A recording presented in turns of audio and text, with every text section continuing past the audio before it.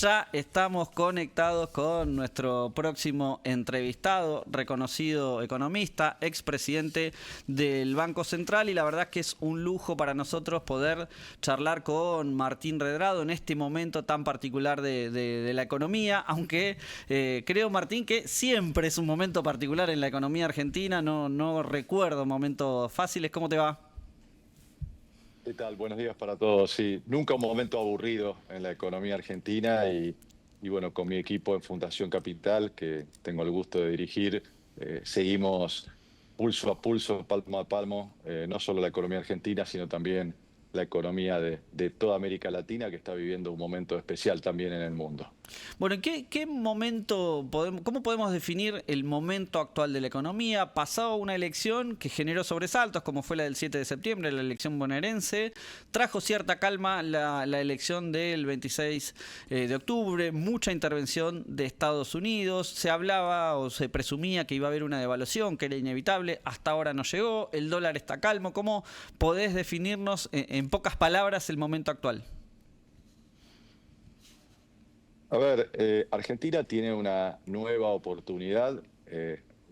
Realmente el mundo hoy está posando su mirada sobre América Latina en particular, como decían la primera pregunta. Desde el punto de vista geopolítico, lo más importante que está ocurriendo en el mundo es la tensión entre China y Estados Unidos, y Estados Unidos está teniendo una mirada fresca sobre América Latina, desde el punto de vista de inversiones, desde el punto de vista de estrategia, y por lo tanto lo que uno puede decir es, hoy el mundo nuevamente le da una oportunidad a la Argentina. Ahora bien, como vos decís, es necesario entrar en una segunda etapa, a mi entender, del programa económico. La primera estuvo basado en un cambio muy importante para la Argentina, que a mi juicio se ha hecho carne en la mayoría de nosotros, de los ciudadanos, que es tener equilibrio presupuestario, es decir, tener las cuentas públicas, que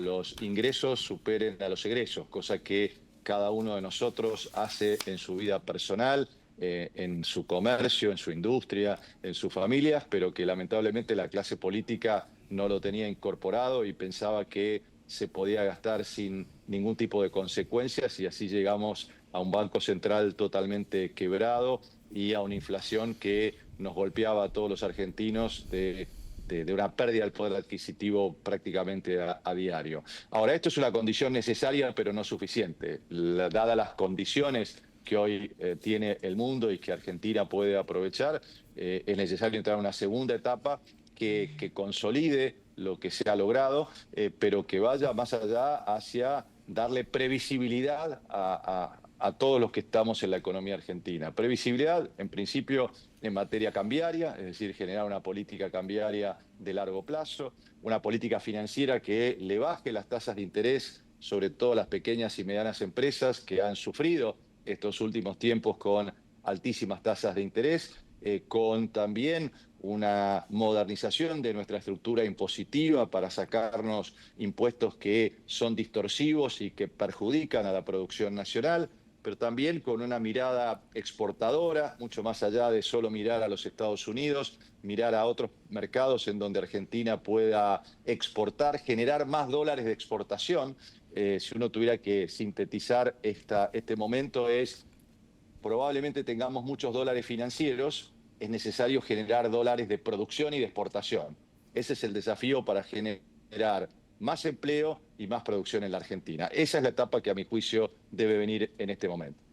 Martín, recién mencionabas los dólares financieros y el dólar. Una pregunta que siempre desvela a los argentinos. ¿El valor del dólar, crees que es el que debe ser, que oscile, ahora está oscilando entre los 1.450 y los 1.500? ¿Crees que está retrasado? Sé que es la eterna discusión entre los economistas, pero ¿qué te parece sobre el valor actual de la moneda extranjera? Bueno, yo salgo de esta discusión actual de esta manera, y es importante también este concepto, porque muchos toman una variable económica y la toman separada del resto. Entonces, la respuesta a tu pregunta es: decime cuáles van a ser las tasas de interés que van a tener las empresas en la Argentina, en los sectores productivos. decime cuáles van a ser las tasas impositivas que van a tener, decime cuáles van a ser los costos de logística que va a haber en la Argentina. Es decir, cuando uno mira un precio en la economía, lo tiene que mirar integrado con el resto de los precios de nuestra economía. Con lo cual, siempre lo que digo en estas circunstancias es hay que tener una mirada integral, abarcativa del programa económico, de una economía en un país, y en esto quizás una semejanza con la salud nos alcance a entender mejor lo que quiero subrayar, ¿no? Cuando uno tiene un problema de corazón, vas al médico y te hace un análisis obviamente cardíaco de tus arterias, pero también te hace un análisis de todo tu sistema nervioso, de tu sistema digestivo, de tu sistema pulmonar. Es decir, un sistema, el cuerpo humano está todo integrado. Uno no puede tomar el corazón aislado del resto. Y bueno, no puedes tomar el dólar aislado del resto de las variables económicas. Lo que sí está claro, y yo no entrar en esta discusión que termina siendo, diría, no nos lleva a ningún lado. No veo que esta discusión de economistas o algunos que dicen está atrasado, no está atrasado. Lo que yo digo es lo siguiente: Argentina necesita ir a un tipo de cambio único, un solo valor para el dólar. No tiene que existir ni el dólar MEP, ni el dólar contado con liquidación, ni el dólar blue. Entonces, lo que tenemos que hacer en materia de política cambiaria, y a eso me refería con una política cambiaria de largo plazo, es eliminar las restricciones que tiene hoy el mercado cambiario, que heredó este gobierno del anterior equipo económico, que sí ha sacado algunas restricciones, pero todavía hay estas restricciones que hacen que tengamos 3, 4 valores del tipo de cambio. Ustedes en el mundo periodístico siempre vemos en programas como los de ustedes a la tarde la tabla de los distintos dólares. Bueno, tiene que haber una tabla con un solo dólar, con un dólar oficial que lo puedan comprar y vender tanto los individuos como las empresas. Entonces, la pregunta es, te la cambio, es no si el dólar está atrasado o no, sino generemos un patrón en donde se vayan sacando todas las restricciones hasta tener un mercado de cambios normal, un mercado de cambios único como lo tiene cualquier país emergente o cualquiera de los países vecinos de la región. Martín, quiero seguir un poco con el dólar, pero cambiándote el foco. Los argentinos, evidentemente, en las últimas décadas han elegido al dólar como moneda de ahorro. Esto genera una tensión permanente entre el peso y el dólar, y hay diferentes hipótesis y diferentes posturas de los economistas sobre lo que hay que hacer. La expresidenta Cristina Fernández insiste en el último tramo con el bimonetarismo. ¿Cuál crees vos que es la salida para que esta escasez de dólares no se produzca permanentemente ante la más mínima turbulencia? ¿Crees que el bimonetarismo puede ser una salida? Bueno, está muy buena tu pregunta. En realidad lo que tenemos es falta de dólares en el sector público, en el mercado oficial de cambios, y exceso de dólares en el mercado informal. Como ustedes saben, se calcula, y nosotros en nuestro equipo de Fundación Capital estimamos que en la Argentina, dólares físicos en la Argentina, hay 250.000 millones de dólares, y que además cruzan todas las clases sociales, ¿no? En general, la gente que tiene mayores recursos, lamentablemente tiene los dólares en el exterior, pero muchos argentinos tienen los dólares en cajas de seguridad, tienen los dólares en sus casas, producto también de lo que ha ocurrido en muchos casos con el sistema financiero. Sí, un dato de pie de página: el proceso de dolarización que se vivió en el periodo preelectoral nunca tuvo precedentes. Para darles una idea, el 40% de los pesos que circulan en la economía, más los depósitos a la vista, de toda esa masa de cantidad de pesos, tanto el circulante, lo que tenemos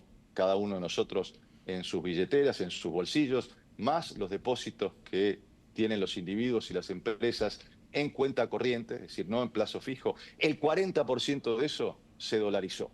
Y eso sin duda lo que marca es un dato que subraya el punto que vos mencionás, pero la buena noticia es que esos dólares quedaron en los bancos. Hoy tenemos récord de depósitos en dólares en los bancos, casi 35.500 millones de dólares, y lo que marca es que por lo menos empieza a haber confianza en que los bancos van a devolver los depósitos, cosa que no ha ocurrido lamentablemente en la historia argentina. Pero yendo a tu pregunta, entonces la clave es que esos dólares que están en el sistema informal, es decir, que están en el colchón, como habitualmente lo decimos, se puedan volcar al consumo y a la producción. Y sin duda generar incentivos para que esto ocurra. Puede ser incentivos impositivos, pueden ser incentivos de permitirle a cualquier negocio que pueda aceptar dólares como pueda aceptar pesos a un tipo de cambio libre. De hecho, mira, te puedo comentar que una iniciativa que tenemos entre nuestra fundación, Fundación Capital, y la Fundación Mediterránea, el día martes estamos convocando al presidente del Banco Central de Perú, Julio Velarde, que tiene una característica muy distintiva. Es presidente del Banco Central desde que yo fui presidente del Banco Central. Uno no sabe quién es el presidente de Perú, el presidente de la República, pero siempre ha sido el mismo durante los últimos 20 años, y eso ha permitido que el sol peruano, a pesar de la inestabilidad política que tiene ese país, nuestro país vecino, se mantenga entre 3 y 4 soles por dólar, no importa qué turbulencia política existe. Perú tiene un sistema bimonetario, en donde vos vas a una farmacia y podés sacar pesos o podés sacar dólares, donde vos vas al supermercado, podés sacar pesos y podés sacar dólares. Yo creo que esa es una discusión que hay que dar en la Argentina, en cómo generamos incentivos para que los dólares que están en el colchón se vuelquen al consumo y a la producción con total libertad, y que sea la elección de cada uno de los argentinos, si tiene pesos o si tiene dólares, cómo utilizarlos. O sea que podríamos titular que estás de acuerdo con Cristina, Martín. No, en realidad no, porque la visión que tiene buena parte del kirchnerismo es que los dólares los tienen que manejar ellos. Es decir, que desde el Banco Central le tienen que decir a vos, tiene que decir, mira, los dólares que se tienen en el Banco Central son 20, 30 mil. Yo les recuerdo que cuando, además te voy a decir por qué no coincido con Cristina, porque yo le dejé, después de una también fuerte discusión, 50 mil millones de dólares contantes y sonantes, que ella quiso manotear, y yo le dije no son ni suyos ni míos, en ese momento presidente del Banco Central, no son ni suyos ni míos, son de todos los argentinos, y está respaldando los pesos y la estabilidad cambiaria que tuvimos aún pasando la crisis de 2008 o 2009. Y entonces, dejé 50 mil millones de dólares que lamentablemente se los gastó en 5 años, y así le terminó yendo en la elección del 2015, ¿no? Se quedaron con 0 reservas, metieron cepo, empezó a haber distintos tipos de dólares, la economía no creció, y empezaron a venir todas las restricciones que tuvieron los sectores productivos, que después se repitieron lamentablemente del 2019 al 2023. Martín, yo lo que digo es que cada uno tenga libertad para poder utilizar dólares o pesos como quiera, y que no sea un funcionario el que le diga a los exportadores le doy tanto, a los individuos le doy tanto, no que sea un burócrata, sino que sea cada uno de los argentinos que tenga la libertad de utilizarlos para invertir, para consumir, el que pueda volcar esos dólares a la producción y al consumo, bienvenido sea, porque eso va a mover la economía. Martín, antes de seguir con la coyuntura argentina, ya que recordaste tu paso por el Banco Central, ahora en estos días está el juicio a Cristina y se está repasando muchas cosas de su gobierno y del gobierno de Néstor, y una de las particularidades que se habló fue cómo era el trato de ellos hacia los funcionarios. Vos trabajaste con los dos, con Néstor y con Cristina. ¿Tenés alguna anécdota? ¿Recordás algo de esa época? ¿Cómo te sentiste vos en esos años? ¿Fuiste bien? Sé que te fuiste mal del gobierno, tuviste muchos inconvenientes, pero digo, ¿recordás algo, alguna anécdota, algo particular de esos años? A ver, la gran particularidad es que yo fui el último presidente del Banco Central que fue votado por la unanimidad del Senado, ¿no? Y eso es muy importante para darle estabilidad institucional a quien le toque ser presidente del Banco Central. Es decir, Los 72 senadores en 2004 votaron por unanimidad y eso sin duda le da una legitimidad a quien sea presidente del Banco Central. Lamentablemente, después de mi enfrentamiento con Cristina, quienes me sucedieron, salvo uno o dos, pero todo el directorio del Banco Central siempre estuvo en comisión, es decir, a tiro de decreto, y yo estoy convencido que la política cambiaria, monetaria, obviamente debe estar en la integralidad de lo que acabamos de señalar, pero debe ser independiente. Nadie le tiene que decir al Banco Central o al presidente del Banco Central qué es lo que tiene que hacer con las reservas o cuánto tiene que comprar o vender en cada día. Sí, quizás la anécdota que ha trascendido en algún momento. Primero, yo siempre tuve una relación bastante distante, no, nunca lo he dicho, creo, muchos de los que eran funcionarios compartían el whisky de la noche que se hacía en Olivos. Bueno, yo nunca participé de eso, ni quise, realmente siempre me mantuve como un funcionario técnico, como me ocurrió cuando fui presidente de la Comisión Nacional de Valores o como cuando fui vicecanciller. Sí, alguna vez entiendo, y me lo contó Néstor Kirchner, que le preguntó un funcionario que tenía, que era Carlos Kunkel, le preguntó, ¿cómo tenés a alguien como Redrado en la presidencia del Banco Central y no tenés a uno de nosotros? Y le dijo, bueno, ¿qué querés? ¿Que ponga un tipo como vos que no sabe nada? Siempre lo que sentí o lo que vi por parte de Néstor Kirchner era respeto hacia, bueno, modestamente alguien que conocía de política monetaria, de política cambiaria y que además había llevado adelante un Banco Central con mucha estabilidad, sobre todo, y previsibilidad para los argentinos, aún en momentos difíciles como fue la crisis financiera internacional. Recordemos que Argentina pasó el año 2008-2009 con la crisis del cuarto banco de inversión de los Estados Unidos, me refiero a Lehman Brothers, y eso causó una debacle internacional, una salida fenomenal de dólares, no solo de Argentina, sino de países emergentes, y nosotros tuvimos la fortaleza para hacerlo. Así que quizás esa sea la anécdota, por qué tenés a alguien como Redrado y que le diga a Kunkel, ¿qué querés? ¿Que ponga a alguien como vos al frente del Banco Central? Tenemos que poner a alguien que sabe. Martín, te vuelvo a traer a la coyuntura. Planteabas que la nueva etapa requiere o exige que se termine un poco con los dólares del sistema financiero y que empiece a haber dólares por producción, que la Argentina vuelva a producir. Entiendo que es algo común, pero ¿ves que las medidas que está tomando el gobierno o que tomó el gobierno pueden favorecer eso? Porque, no sé, acá en Mar del Plata probablemente la industria textil está en crisis por la apertura de importaciones. Plantearon de entrada muchos que querían competir, que estaban dispuestos a competir si se bajaban impuestos, que es algo que vos también estás planteando, pero parece que se ordenó la macroeconomía, pero que la actividad económica no se reactiva. Bueno, te haría un punto, ¿no? Está como establecido que la macro está bien y la micro está mal, ¿no?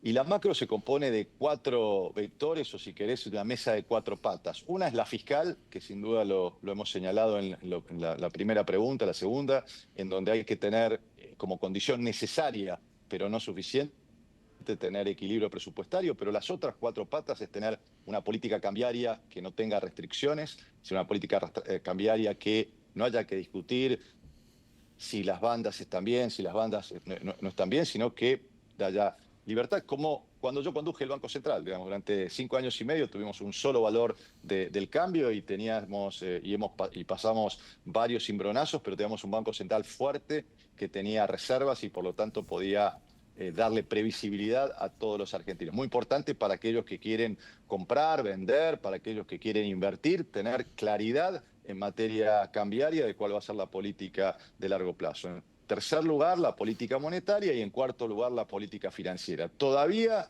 falta tener una política cambiaria, una política financiera y una política monetaria de largo plazo. Vamos también a la agenda productiva, como lo señalás vos, y está claro que la oportunidad está y estará también en los distintos actores, tanto de los sectores productivos, en hacer propuestas de cómo se sale de esto.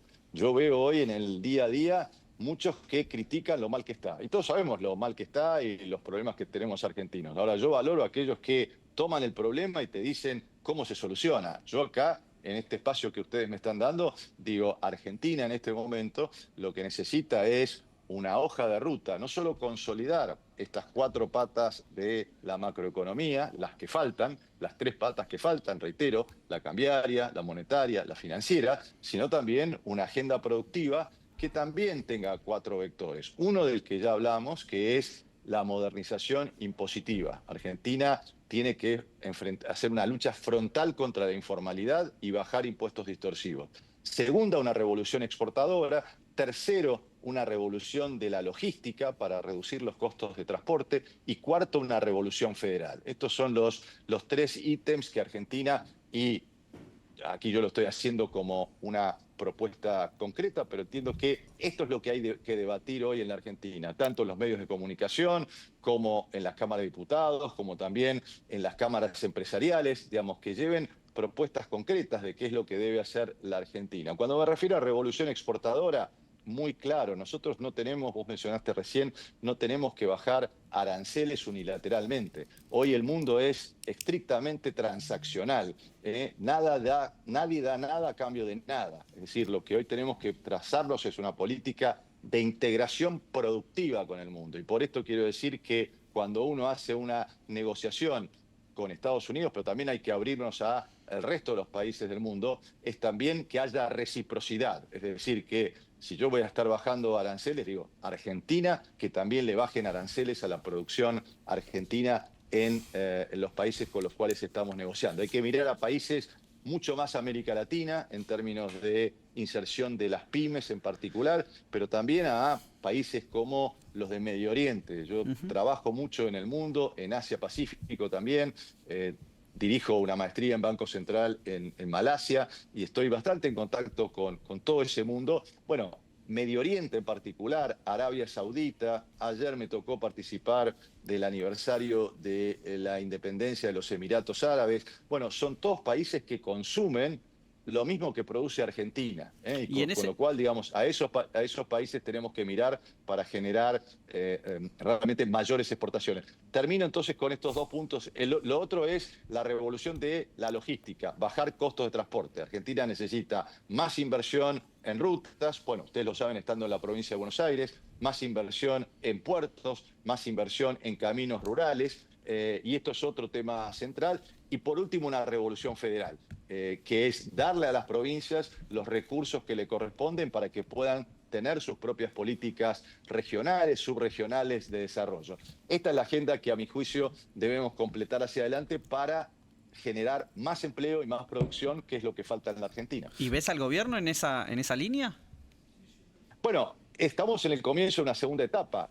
Lo que ha planteado es por ahora una discusión presupuestaria. Me parece importante que se apruebe ya no solo como una voluntad del Ejecutivo, sino como una voluntad del Congreso Nacional, que marque que la Argentina está en la dirección de tener equilibrio presupuestario más allá de quien esté ocupando el Poder Ejecutivo. Se va a discutir, como ustedes saben, todavía se está discutiendo en términos tributarios, una modernización, también en materia laboral.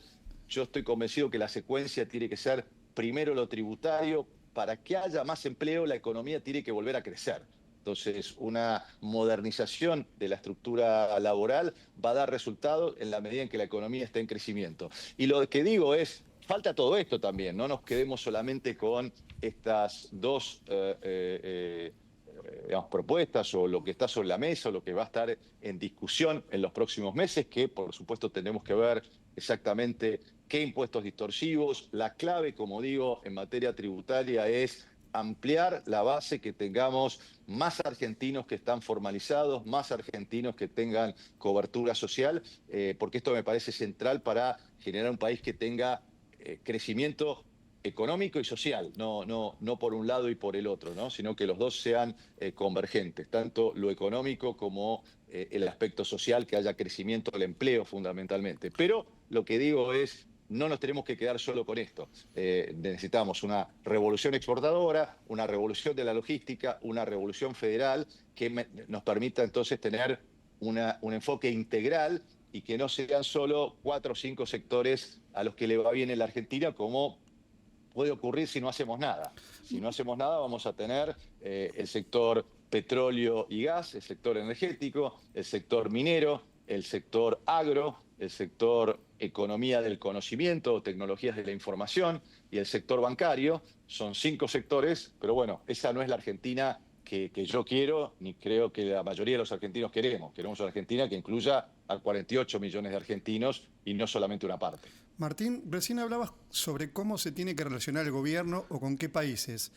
La política de Javier Milei da la sensación, él lo dice y lo hace, es que está muy orientada hacia Estados Unidos e Israel. Incluso el otro día el expresidente Mauricio Macri salió a alertar y dijo, no nos olvidemos de China, es un jugador y un factor de poder muy importante como para descuidarlo. ¿Cómo ves la vinculación geopolítica del gobierno y su estrategia que está tan alineada con Estados Unidos e Israel? Bueno, yo creo que el mundo no empieza y termina en Estados Unidos e Israel. Sin duda son 2 jugadores muy importantes. Como dije al principio de nuestra charla, está claro que hoy lo más importante que está ocurriendo desde el punto de vista geopolítico es la tensión, la lucha por la supremacía mundial entre China y Estados Unidos. Ahora, nosotros no tenemos que quedar atrapados en el medio. Está claro que hay algunos temas estratégicos que tenemos que tratar con los Estados Unidos, por ejemplo, los temas de infraestructura crítica, puertos, por ejemplo, el monitoreo del Atlántico Sur, además que tenemos ahí una función donde, en particular en la pesca, China ha jugado un rol muy depredador.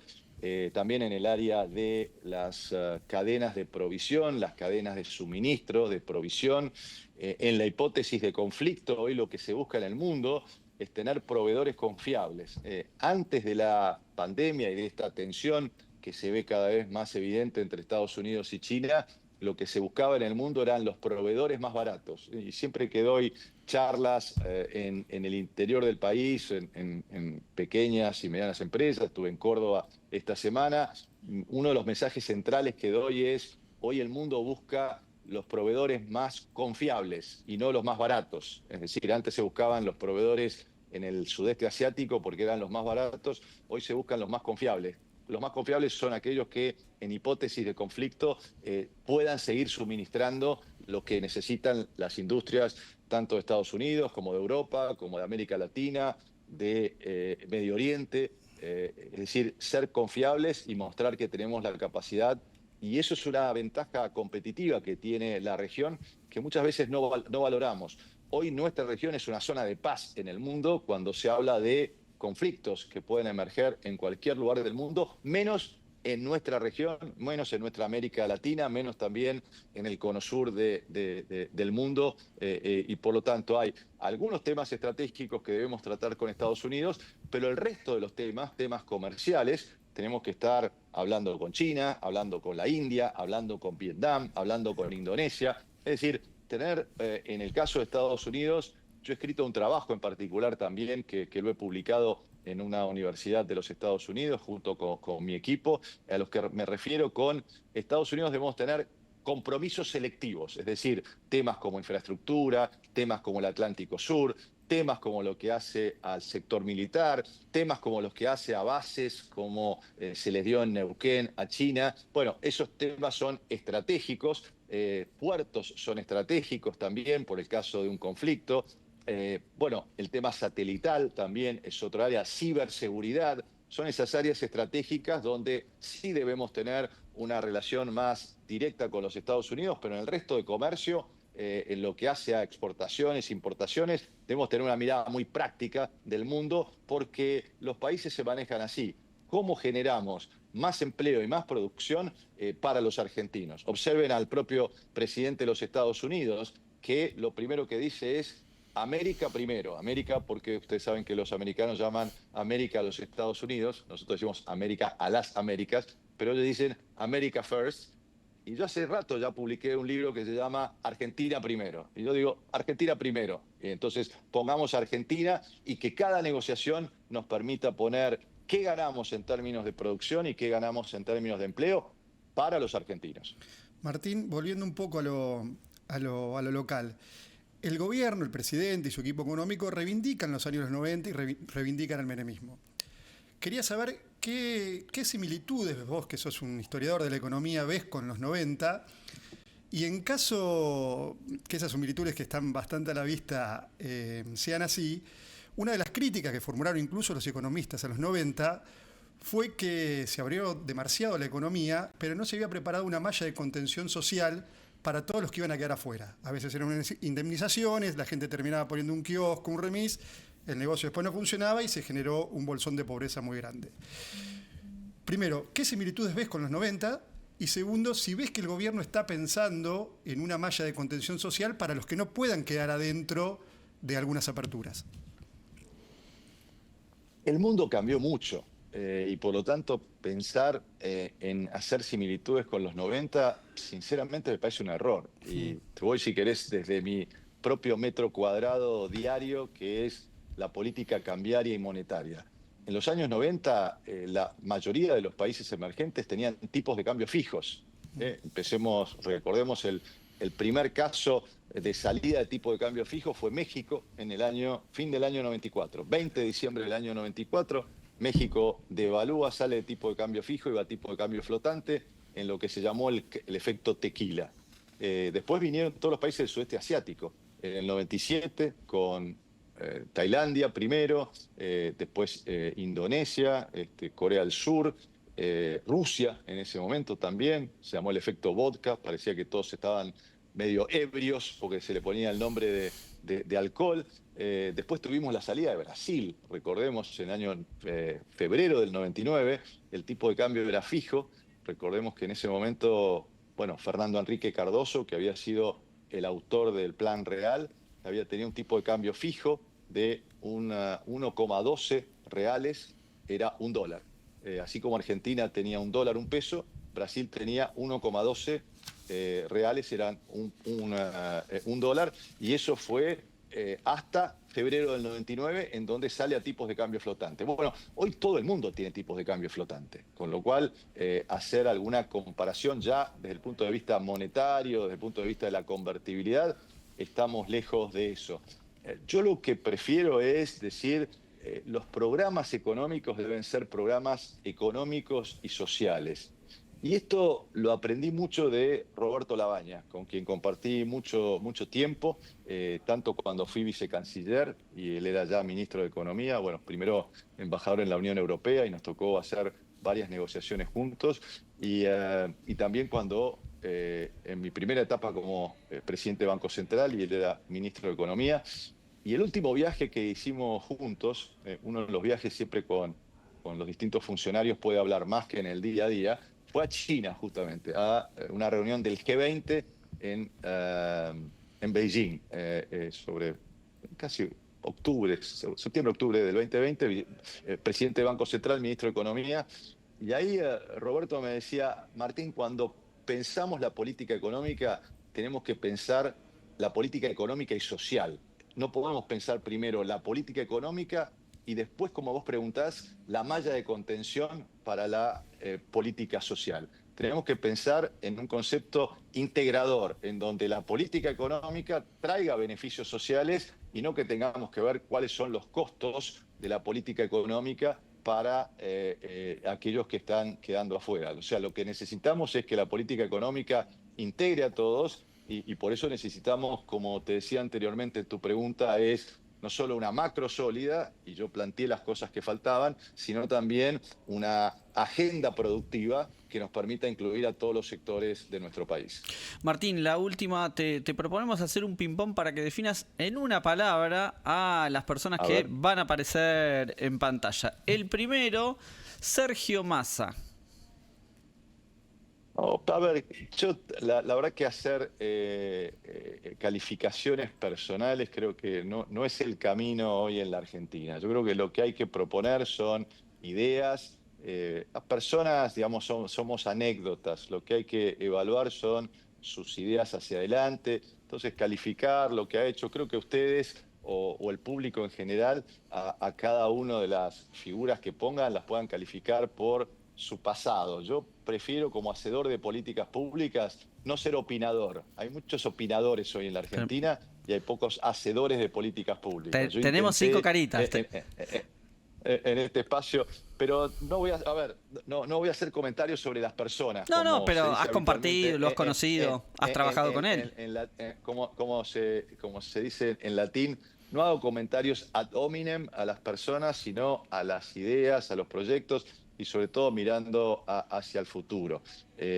Cada uno tuvo, si vas a mencionar personas que estuvieron en el pasado, han tenido su oportunidad y bueno, los resultados no han sido favorables para los argentinos. O sea que hay que mirar para adelante y qué ideas tienen sin ningún tipo de prejuicios cada uno de los argentinos o argentinas que tengan voluntad de solucionar los problemas que tiene el país. Pero adelante con las caras, pero digamos, no te vamos tengo a sacar comentarios para hacer de las personas. Prefiero simplemente digo, hay mucha gente que opina en los programas como los de ustedes de las personas o las políticas. Yo creo que justamente siempre les planteo a mis colaboradores, diferénciense del resto. Uno siempre tiene que tener un andarivel diferenciador. Opinadores hay muchos, hacedores de políticas públicas hay pocos. Y en esa discusión prefiero estar. Bien, entonces no lo vamos a hacer así, no lo extendemos de gusto. Martín, te agradecemos muchísimo el tiempo en Mesa Chica, fue un lujo para nosotros haber podido charlar con vos, largo y tendido, sobre una situación que preocupa mucho a los argentinos, que es el tema económico, que ha sido de las principales preocupaciones en el último tiempo, no solo en los últimos 2 años de gobierno de Javier Milei, sino que se viene arrastrando desde hace tiempo. Creo que queda claro en nuestra charla que tiene que ser la problemática económica y social en su conjunto, porque de esto se trata una Argentina integrada y espero que este espacio nos haya servido a todos para poder reflexionar y, por supuesto, poner sobre la mesa qué Argentina queremos hacia el futuro. Creo que ese es el debate que vale la pena dar. ¿Qué idea tenemos? Algunos podrán tener mejores ideas o propuestas de los que yo acabo de conversar con ustedes, pero bueno, bienvenido a ese debate sobre la Argentina que viene. Reitero, nuevamente tenemos una oportunidad en el mundo. Será cuestión tanto de cada uno de nosotros, ustedes desde el sector periodístico, nosotros del sector privado, los comerciantes, los empresarios, las cámaras y por supuesto la dirigencia política, sindical, profesional, quien veamos si estamos esta vez a la altura de las circunstancias y no somos como otra vez una historia de oportunidades perdidas. Te mandamos un abrazo, te esperamos por Mar del Plata, así que gracias por este tiempo con Mesa Chica.